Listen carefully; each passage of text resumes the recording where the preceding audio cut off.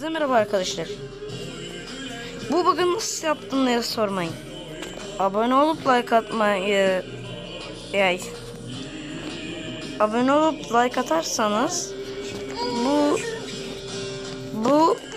bug'ı size göstereceğim. 3 2 1. Teşekkürler. İlk buradan buraya gelip oturuşlara basıyoruz.